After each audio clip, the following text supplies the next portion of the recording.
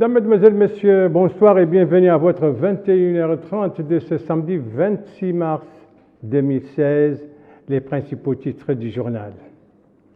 Une invitation, celle adressée au président de la République par son homologue nigérien pour assister à son investiture le 2 avril prochain. L'invitation comprise dans un message remis aujourd'hui au Premier ministre. Une offensive, celle lancée par les forces irakiennes dans le nord du pays, précisément dans la province de Ninive. Une offensive appuyée par les États-Unis sur le plan diplomatique, Ban Ki-moon et Bagdad. Et puis des attentats qui ont ensanglanté hier cette grande métropole yéménite du sud Aden, bilan au moins 26 morts.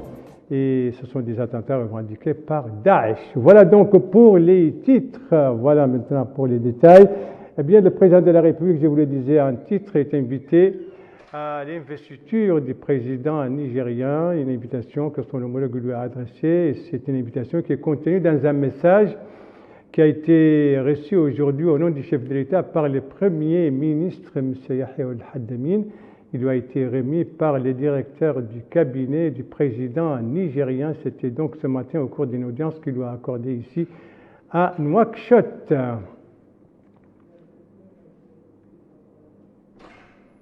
Et à l'issue de l'audience, l'émissaire nigérien a donné des précisions sur le contenu de ce message écrit.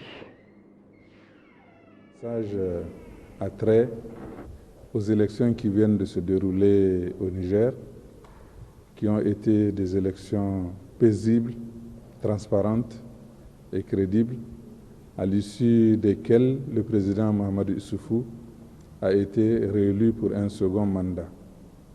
Il a tenu à présenter ses remerciements à tous les chefs d'État de la sous-région pour le soutien qu'ils lui ont apporté, mais également à leur transmettre formellement une invitation à assister à son investiture qui aura lieu le 2 avril 2016.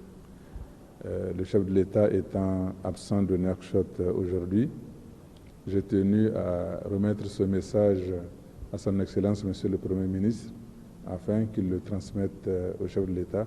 Voilà l'objet de la rencontre que nous venons d'avoir ce matin. Voilà donc pour cette déclaration de l'émissaire du président nigérien qui a été reçue ce matin par le Premier ministre et à qui il a remis un message adressé au chef de l'État l'invitant à assister à l'investiture du président nigérien le 2 avril prochain. Voilà pour le côté diplomatique, côté maintenant des droits de l'homme avec cette journée, cette journée nationale de la réconciliation nationale, une journée donc qui a été célébrée hier, c'est le 25 mars. Alors, quel est l'objectif de cette journée et qui l'organise? Élément de réponse avec Abdoulaye Demaba. Renforcer la cohésion sociale et l'unité nationale, tel est l'objectif de cette journée dédiée à la réconciliation nationale. Commémorée en Mauritanie le 25 mars de chaque année, cet événement est organisé conjointement par le Commissariat aux droits de l'homme et à l'action humanitaire et le COVIR. Madame Fatimetou Minti Ndiayane, directrice de la promotion des droits de l'homme et de la cohésion sociale au Commissariat aux droits de l'homme et à l'action humanitaire, a indiqué que l'unité nationale est le jalon fondamental de la stabilité du pays. La société mauritanienne, poursuit-elle, se caractérise par sa diversité ethnique et culturelle qui constitue une base pour la consolidation de la cohésion sociale. C'est, conclut-elle, dans ce cadre que travaille le Commissariat aux droits de l'homme et à l'action humanitaire. Les différentes réalisations dans ce domaine afin de favoriser l'avènement d'une Mauritanie nouvelle ont été énoncées. COVIR constate aujourd'hui que le processus mis en place depuis cette date a bien connu des moments de satisfaction, à savoir les indemnisations forfaitaires et le soutien de veuves des militaires morts en détention, et celle des rescapés non intégrés et des fonctionnaires et des agents de l'État victimes des événements, les attributions des terrains aux indemnisés, la réinsertion de certains fonctionnaires non atteints par la limite d'âge, la révision de l'ordonnance 2006-015 du 15 juin 2006 portant Commission nationale des droits de l'homme, entre autres. Cette cérémonie s'est déroulée en présence de membres d'organisations de la société civile et de personnalités œuvrant dans le domaine des droits de l'homme. Manifestation donc dans le cadre de la journée de la réconciliation nationale, c'était hier 25 mars. Je propose maintenant un tour à l'intérieur du pays qui va nous conduire successivement à Dakhlet Nouadhibou, Tir Zemour et au Gorgol. Première étape, c'est Nouadhibou, avec ce colloque organisé par le réseau des journalistes mauritaniennes. Une soirée donc, un colloque marqué par des louanges pour le prophète, paix et salut sur lui. On reste toujours avec vous, Abdullah Demaba. Les participants à ce colloque ont rivalisé d'ardeur. Des poèmes en louange au prophète Mohammed, paix et salut sur lui, ont été entonnés. En plus de ces louanges, cette soirée a été marquée par la présentation de poèmes en plus d'interventions et exposés qui ont montré les nobles valeurs dont le prophète a jeté les bases. Le wali de la wilaya de Dakhlet Nouadhibou, Mohamed Val ou Ahmed Youra, a expliqué dans un mot pour la circonstance que l'organisation de cette soirée intervient pour contribuer à l'animation de la scène culturelle. Il a pareil rappelé les vertus du prophète et l'exemple qu'il représente pour immuniser les générations montantes contre l'extrémisme et l'athéisme. Il est en outre revenu sur la place importante qu'occupent les questions islamiques et les prêches. À son tour, la présidente du réseau des femmes journalistes de Mauritanie, Mayra Mintumout, a indiqué que le journaliste doit, dans le cadre de ses obligations religieuses, morales et sociales, faire du soutien au prophète la priorité de son action. Les différents intervenants qui se sont succédés sont revenus sur l'importance de ce colloque. Ils ont magnifié les présentations effectuées en faveur du prophète Mohammed, paix et salut sur lui. Voilà, 600 km au nord de Nouadhibou, c'est notre prochaine étape. Vous l'avez compris, c'est Zouerat, la capitale du Tir Zemour. Et là-bas, il y a eu une saisie d'importantes quantités de drogue et de produits psychotropes.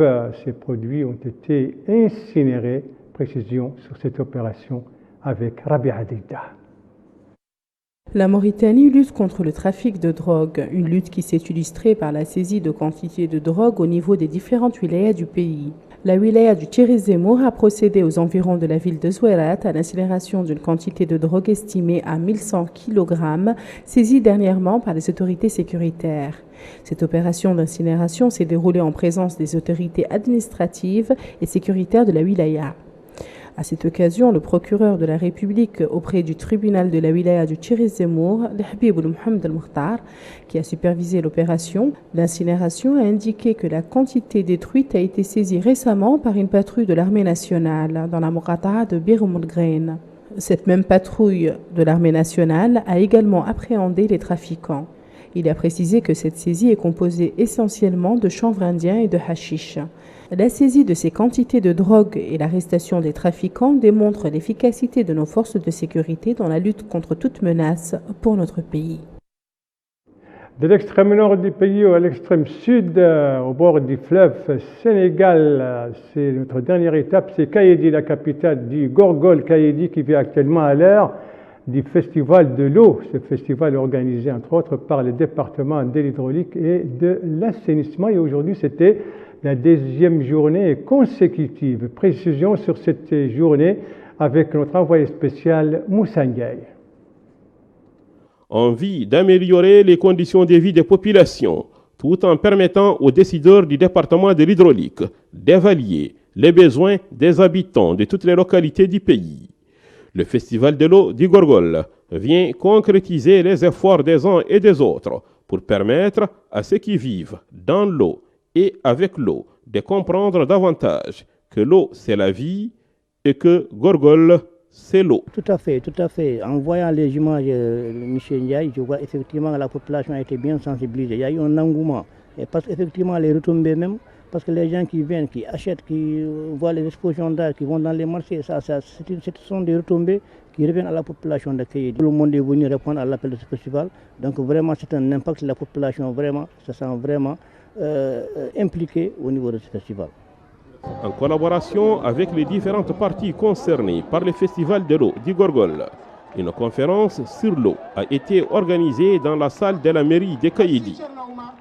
Au cours de cette conférence, plusieurs questions ont été abordées par les différents acteurs en vue de trouver des solutions aux problèmes qu'ils rencontrent pour le développement local de la zone.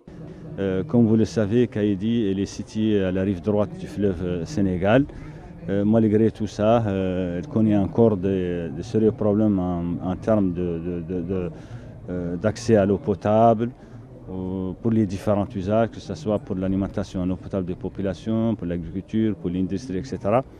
Donc l'idée d'organiser ces journées, c'est une excellente option.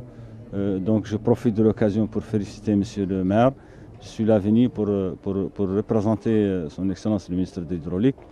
J'ai fait une présentation sur les ressources en eau en Mauritanie, particulièrement à Kaïdi. J'ai fait également une présentation sur les efforts entrepris par le gouvernement sous vraiment la présidence de son Excellence le Président de la République, M. Mohamed Abdi, de 2009 jusqu'à 2016. On remarque qu'il y a une nette révolution en termes de mobilisation des eaux souterraines et superficielles pour les différents usages. En prenant en référence le programme de festivités de la célébration de la première édition 2016 du Festival de l'eau d'Igorgol, on constate que toutes les activités de la journée sont clôturées par une animation artistique et culturelle présentée par des groupes locaux.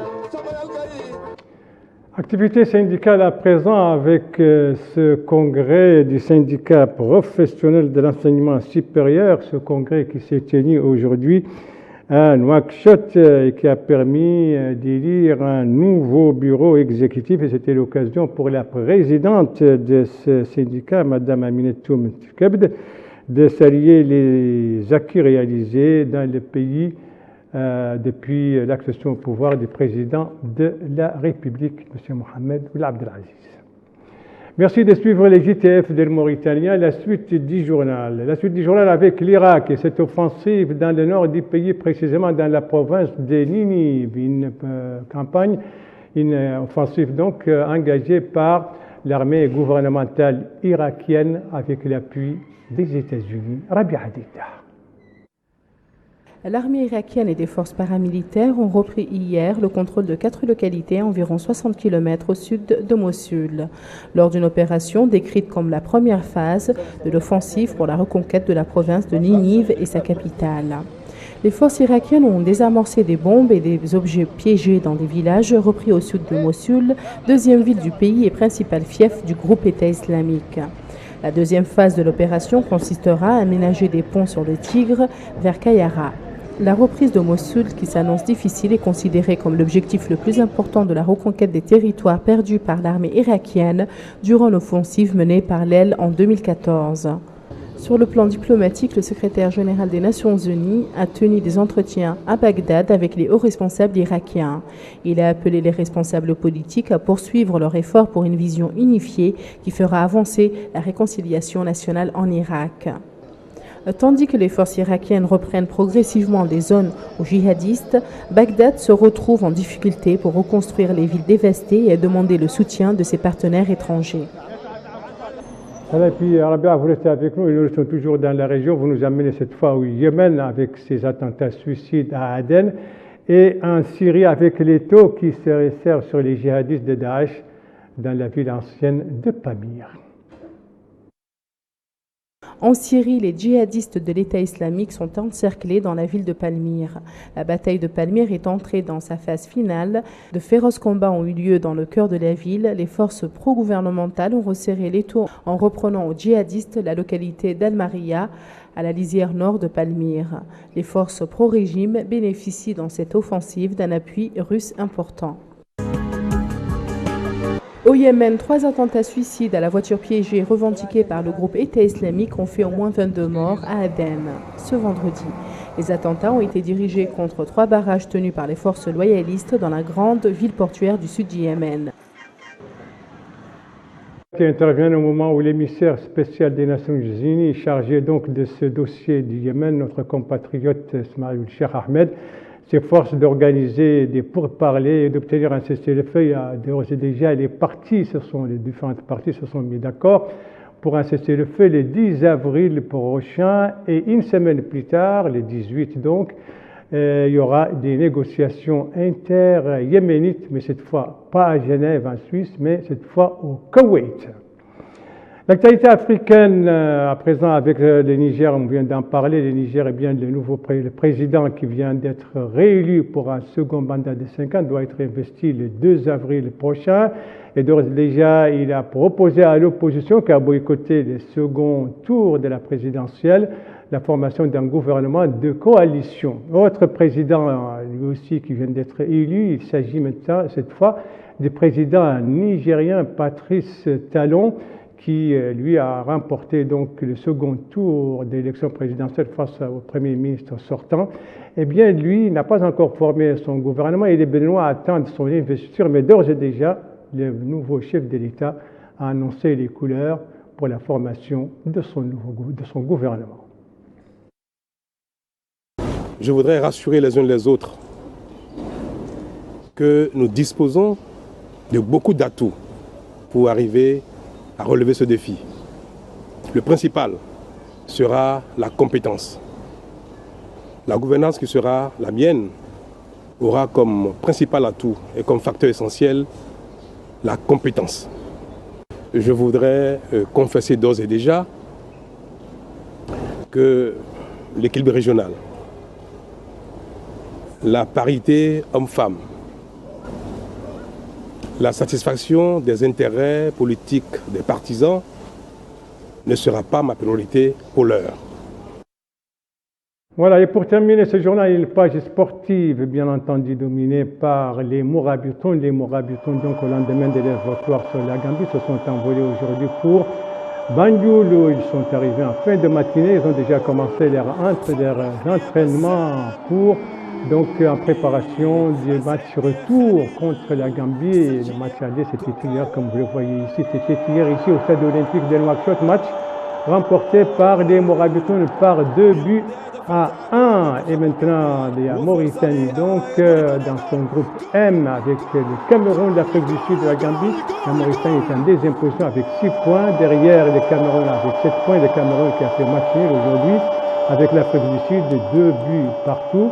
Et donc la Mauritanie en deuxième position après le Cameroun qui a 7 points. Et devant l'Afrique du Sud avec 2 points. Et la Gambie avec 1 point, et tous ces matchs, c'est dans le cadre des éliminatoires pour la CAN 2017 prévue au Gabon. Voilà, ce journal est à présent terminé. Merci à vous, mesdames, mesdemoiselles, messieurs, de l'avoir suivi. Merci bien entendu aux équipes rédaction et techniques qui ont participé à sa conception. Je vous en rappelle les principales informations. Ce message du président nigérien au président mauritanien, un message qui a été reçu au nom du chef de l'État aujourd'hui par le Premier ministre, un message dans lequel le président nigérien invite M. Mohamed Ould Abdelaziz à assister à son investiture le 2 avril prochain. Et puis ici, c'est l'Irak, cette offensive de l'armée irakienne soutenue par les États-Unis dans la province de Ninive, dont la capitale Mossoul est toujours entre les mains des djihadistes de Daesh. Et ici, c'est les Yémen, Aden, précisément cette métropole du Sud, qui a été ensanglantée par 3 attentats suicides revendiqués par Daesh, qui ont fait au moins 22 morts, sinon 26 morts. Voilà, il ne me reste plus qu'à vous souhaiter une très bonne fin de soirée, une très bonne fin de semaine, et à vous donner rendez-vous, Inch'Allah, demain, aux mêmes heures, 19h, 21h30. Bonsoir.